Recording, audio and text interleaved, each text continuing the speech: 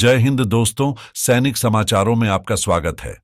सबसे पहले हम चर्चा करेंगे हेडलाइंस की। हां दोस्तों, स्पर्श से मैसेज आने लगे हैं, लेकिन इन मैसेज का असल में क्या लाभ है? सभी ने इन्हें भेजा है, तो क्या आपको भी यह मैसेज मिला है और आपको इसका जवाब कैसे देना है? जी हां दोस्तों, इसके बारे में भी बात करेंगे। अब बात करते हैं डिस्चार्ज बुक की।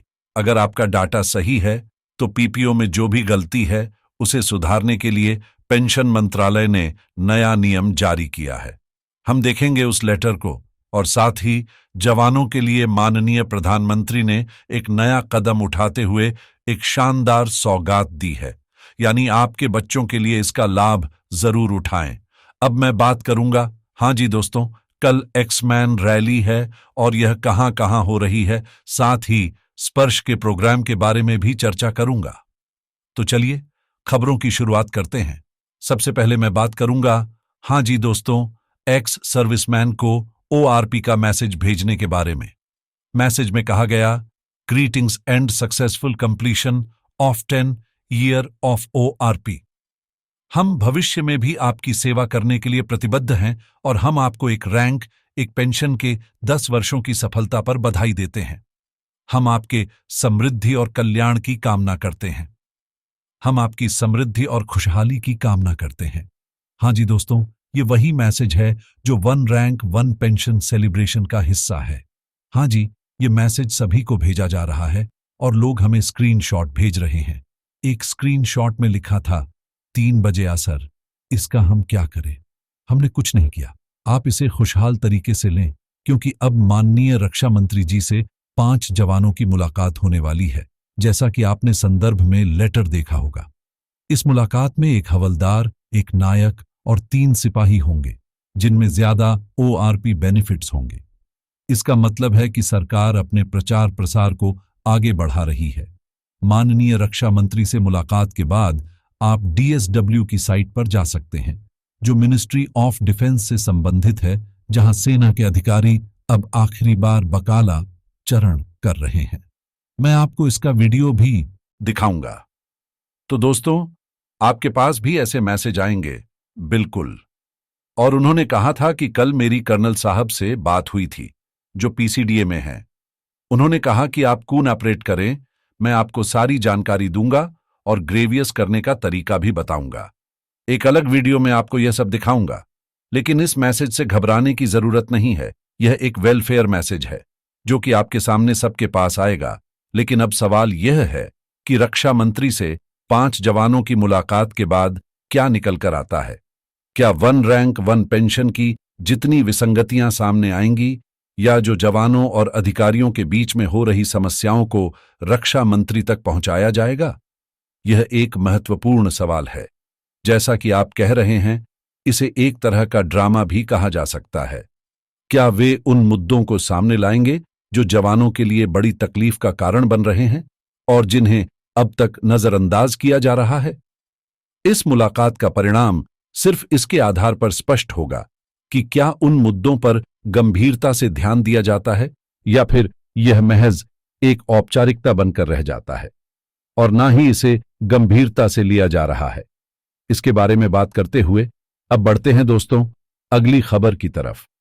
हाँ जी दोस्तों, यह है भारत सरकार का एक लेटर, जो कि कार्मिक लोक शिकायत पेंशन मंत्रालय के पेंशन एवं पेंशन भोगी कल्याण विभाग से संबंधित है और यह 24 नवंबर का है। इस पत्र में बताया गया है कि पति पत्नी के नाम में परिवर्तन के संबंध में सलाह दी गई है। पेंशन एवं पेंशन भोगी कल्याण विभाग ने हर एक विभाग को यह निर्देश दिया है कि यदि कोई पेंशनर पेंशन ले रहा है और सिस्टम सही तरीके से चल रहा है, तो कभी कभी पेंशनर्स की मृत्यु हो जाती है। यहां पेंशनर्स की पत्नी के नाम में जो परिवर्तन होते हैं, जैसे सरनेम जुड़ना या अन्य बदलाव, उनकी वजह से कई समस्याएं उत्पन्न होती हैं। इस तरह की समस्याओं का समाधान क्या हो, इस पर मंत्रालय ने एक कदम आगे बढ़कर यह कहा है कि पेंशन एक अधिकार है और इसे रोका नहीं जाना चाहिए। हालांकि यदि पेंशनर्स के नाम में स्पेलिंग या सरनेम में कोई गड़बड़ी है, तो भी पेंशन नहीं रुकनी चाहिए। इस संदर्भ में मंत्रालय ने एक लेटर जारी किया है। जैसा कि मैंने बताया, 6 नवंबर 2022 को पेंशन एवं पेंशनभोगी कल्याण विभाग ने एक मेमोरेंडम जारी किया था, जिसमें यह सुनिश्चित किया गया था कि पेंशनर्स के नाम में बदलाव होने पर पेंशन के भुगतान में कोई रुकावट न हो। उसमें यह सलाह दी गई थी कि पेंशन नियमावली 2021 या केंद्र सिविल पेंशन नियमावली 1972 के तहत यदि किसी सरकारी कर्मचारी, पति या पत्नी के pension PPO pension payment order में नाम के साथ कोई गड़बड़ी होती है तो इसे डिस्चार्ज बुक या सेवा रिकॉर्ड पुस्तिका के आधार पर सही किया जा सकता है। इस मामले में सेवा पुस्तिका का रखरखाव और कार्य कार्मिक प्रश्न विभाग से संबंधित है। यानी यदि डिस्चार्ज बुक में आपका नाम सही है तो पेंशन में नाम की गड़बड़ी के बावजूद इसे ठीक किया जा सकता है और पेंशन का भुगतान नहीं रुकेगा। पीपीओ में गड़बड़ी होने पर अब आपको उसे सही करने का आदेश दिया गया है। इसके अतिरिक्त पेंशन एवं पेंशन भोगी कल्याण विभाग के अध्यक्षता में आयोजित बैठक में बहुत सारी शिकायतें आई हैं, जैसे कि कुछ लोग बर्थ सर्टिफिकेट या एजुकेशन सर्टिफिकेट मांगते हैं, जबकि डिस्चार्ज बुक में नाम सही होता है और उसे स्वीकार किया जाना चाहिए। इसमें यह भी कहा गया है कि अगर किसी संबंधित विभाग को यह लगता है कि पीपीओ में नाम परिवर्तन के लिए दिए गए आवेदन में कोई शिकायत है, जैसे फैमिली पेंशन या इंडिविजुअल पेंशन में कोई विसंगति, तो इसे सही करने के लिए उचित कदम उठाए जाने चाहिए। इसलिए संबंधित विभाग से संपर्क करके इसका समाधान किया जा सकता है। यह सुनिश्चित करें कि नाम में परिवर्तन के लिए क्या क्या अनुरोध और आवश्यक दस्तावेज कार्मिक और प्रशासनिक विभाग को चाहिए। पेंशनर्स को खुद जाकर इन विभागों से संपर्क करना चाहिए और उन्हें सही तरीके से रिस्पॉन्ड करना चाहिए, बजाय इसके कि पेंशन को रोक दिया जाए। 12 मार्च 1987 से इस झापन को लागू किया गया है और उन्होंने कहा है कि इसे पालन में लाने के लिए सभी मंत्रालयों और विभागों से अनुरोध किया गया है कि वे पेंशन और लाभ से संबंधित मामलों को संज्ञान में लाकर निपटाएं, ताकि पेंशन डिपार्टमेंट में आने वाले ऐसे मामलों को सही तरीके से हल किया जा सके। तो उनका निराकरण जल्दी करें दोस्तों। और अब हम आगे बढ़ते हैं। जेसीयू, जब माननीय प्रधानमंत्री जी ने एक नई सौगात दी है तो दोस्तों इसका फायदा जरूर उठाएं। यदि अभी तक आप समझ सकते हैं कि रिटायरमेंट के बाद केएसबी केंद्रीय सैनिक बोर्ड से चिल्ड्रन एजुकेशन मिलती है, जो एनसीयू न्यू सिविल यूनिवर्सिटी तक और 12वीं क्लास तक दी जाती है, तो इस बार एक और नई पहल की गई है। ये 7 नवंबर का लेटर है जिसमें प्रधानमंत्री स्कॉलरशिप स्कीम के तहत अकादमिक वर्ष 2024 से 25 से नई योजना शुरू की गई है। ध्यान रखना, मैं जो लेटर आपके सामने ला रहा हूं वह मिनिस्ट्री ऑफ डिफेंस केंद्रीय सैनिक बोर्ड से जारी किया गया है। यह लेटर डायरेक्टर सेक्रेटरी द्वारा सभी राज्य सैनिक बोर्ड को भेजा गया है। इसमें लिखा गया है, it has to be noticed that some district soldier boards are not accepting the Prime Minister's Scholarship Scheme applications for students studying in the first year of integrated courses. इसका मतलब है कि कई जिला सैनिक बोर्ड उन एप्लीकेशनों को अस्वीकार कर रहे हैं जो माननीय प्रधानमंत्री स्कॉलरशिप स्कीम के तहत आती हैं। खासकर वे एप्लीकेशंस जो इंटीग्रेटेड कोर्स के पहले वर्ष में पढ़ाई कर रहे छात्रों द्वारा दी जा रही हैं और जिनके बच्चे ग्रेजुएशन के पहले वर्ष में हैं, उनके लिए यह नया बदलाव किया गया है जो पहले नहीं था और न ही केएसबी केंद्रीय सैनिक बोर्ड के पोर्टल में यह विकल्प था। अब यह नई नीति के तहत इंटीग्रेटेड कोर्सेज, खासकर बीए एलएलबी कोर्स को शामिल किया गया है। इसमें कहा गया है कि पहले की नीति के अनुसार इंटीग्रेटेड कोर्स के पहले वर्ष के छात्र प्रधानमंत्री स्कॉलरशिप स्कीम पीएमएसएस के लिए आवेदन नहीं कर सकते थे।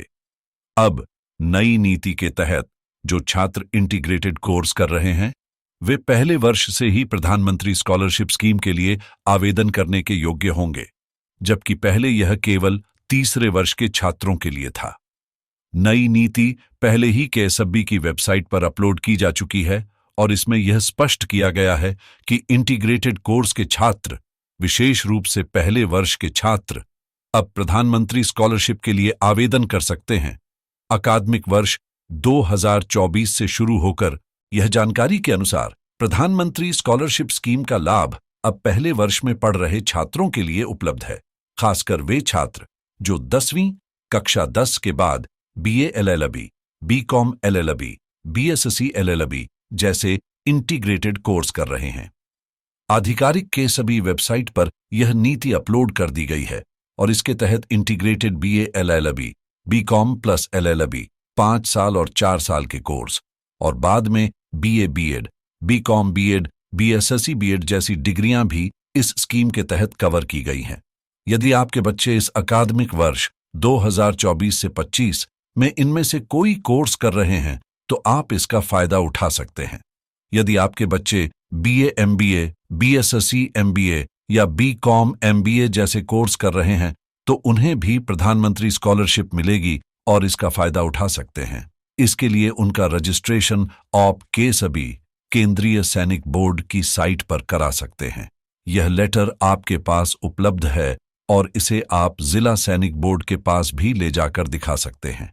यह स्कीम अब न केवल पहले वर्ष के छात्रों के लिए बल्कि दूसरे और तीसरे वर्ष में पढ़ाई कर रहे इंटीग्रेटेड कोर्स छात्रों के लिए भी लागू है। ऐसे छात्र भी प्रधानमंत्री स्कॉलरशिप स्कीम के लिए आवेदन कर सकते हैं।